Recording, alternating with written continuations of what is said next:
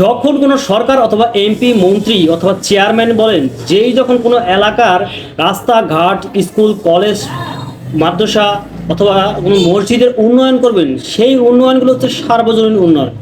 এই উন্নয়নগুলোতে আপনাকে আহামরি কিছু দেখতে পারবেন না। আপনি দেখতে পাবেন আপনার এলাকার রাস্তাতে ঠিক হয়ে গেছে, অথবা আপনার এলাকার কোনো স্কুলের উন্নয়ন হয়েছে। এটা সার্বজনীন উন্নয়ন। এর জন্যই এই উন্নয়নে কারো পার্সোনালি কোনো উন্নয়ন হচ্ছে না। কেন হচ্ছে না? বিষয়টি হচ্ছে, আপনি যখন একটি স্কুল উন্নয়ন করবেন অথবা একটি রাস্তার উন্নয়ন হবে, সেই রাস্তা দিয়ে অসংখ্য লোক চলাচল করবে। সেক্ষেত্রে যারা গরিব অথবা নিম্ন স্তরে মানুষ যারা আছেন, তাদের জীবনের কোনো পরিবর্তন আসবে না।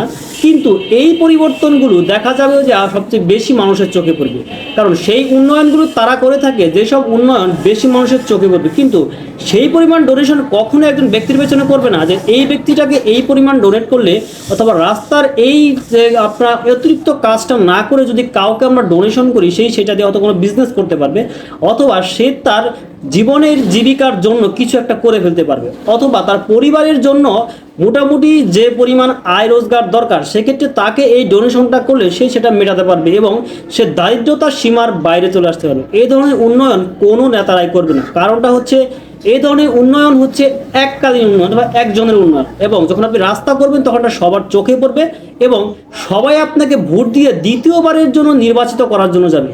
প্রত্যেকটা এমপি মন্ত্রী যাই বলেন সে একই লেভেলে কাজ করে। সে সময়টাতে এসে তারা তাদের উন্নয়নগুলো দেখাতে থাকে মানুষকে এবং সেখানে ডোনেট করতে থাকে, যার কারণে এই বিষয়গুলো মানুষের চোখে সবচেয়ে বেশি পড়ে এবং মানুষ এই বিষয়গুলোতে ভুলে যায় যে তারা আসলেও যে উন্নয়নটা করছে এটা কতটুকু জরুরি ছিল এবং এই জন্য কতজন মানুষ দারিদ্র সীমার বাইরে চলে এসেছে এবং তাদের জীবনের উন্নয়ন হয়েছে, 3 বেলা দুমুঠো ভাত খেতে পারছে।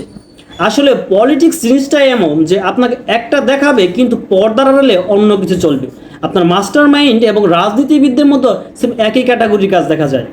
সেহেতু খেয়াল রাখবেন, যারা সারা বছর কাজ না করে শেষের দিকে সে কাজ করবে, মনে করবেন আপনার ভোটের আশায় অথবা সে দ্বিতীয়বার নির্বাচিত হওয়ার আশায়।